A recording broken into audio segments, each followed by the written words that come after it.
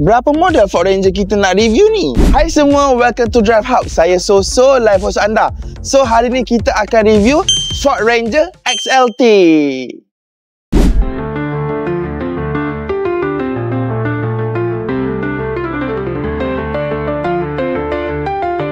Ranger XLT ni hadir dengan 3 variant dengan 2 jenis transmission, iaitu 10-speed automatic and 6-speed manual. Dikuasakan dengan 2.0 liter single turbo diesel yang dapat menghasilkan output 170 PS dan 405 Nm torque. Harga bermula dari RM127,819 hingga RM141,819. Ranger XLT ni macam Ford Ranger yang lain. Sebab apa? Sebab dia didatangkan dengan C-clamp LED headlamp dan DRL.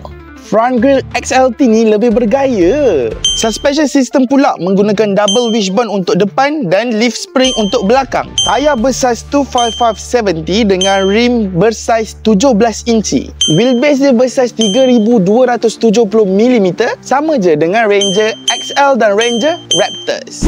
Design rear dia pula macam biasa, kita emboss dengan Ranger logo dan juga badging XLT. Ranger XLT mempunyai 10.1 inci multi touchscreen screen yang support Android Auto dan Apple CarPlay.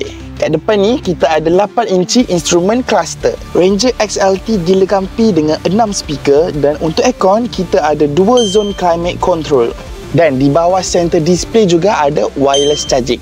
Seat bagi Ranger XLT menggunakan fabric seat dan dia ada 6-way adjustable manual for driver and 4-way adjustable manual for passenger. Okay guys, kat depan ni dah driving position saya. Macam korang tahu, tinggi saya 170. So, kalau untuk keluasan belakang ni dia lebih kurang luas sikit lah kan. Nampak tak? Okay, kat bahagian tengah pula ada 2 rear aircon dan juga 12 volt power socket.